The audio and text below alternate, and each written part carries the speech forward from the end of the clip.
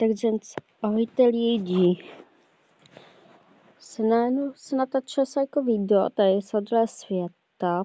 Jako tak se nedívte, že jako je tak na půl kolo zehlaný. Jako, ale by se stal jeden taky menší fail. Jako jak se toho video ukladalo, to normálně se to ani neuložilo, jako. Nevím proč, jako nevím jak. A protože se mi to neuložilo. Takže to bude tady trochu rozehlaný ten svět.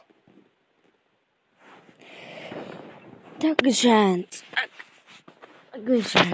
tady jako se postaví se takový dům, jako. Nedívte, proč jako tady jsou ty melouny, hání. No, se postaví se double tulůhlu na bordel. Jako, tak. To asi všichni znáte. A crafting table, to asi taky všichni znáte. No. Postaví se takový pěkný balák, jako. Jo, to je nějak pěkný. No. Aha, no to mi normálně je to. No, sežil se tady, jak vy vidíte, velký kus toho lesa. Jako se stěžil. No.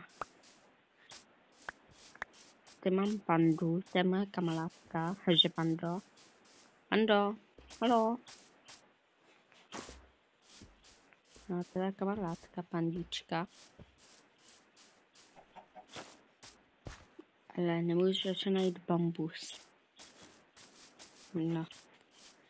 Ale já tady seží jako ten strom. A vám já řeknu nějaké ty napady, co bych jako tady mohl jako udělat v tohoto Minecraftu. Co bych jako chtěl. Bych tady jako postavil nějaký velký dům. Hafu moc velký než je tenhle ten, jako. No. A můžete mi jako posílat nějaké nápady, jako. Ale také hlupé, jako třeba vysuš celý oceán, nebo tak. Nebo zasypej lavu pískem v nedlu.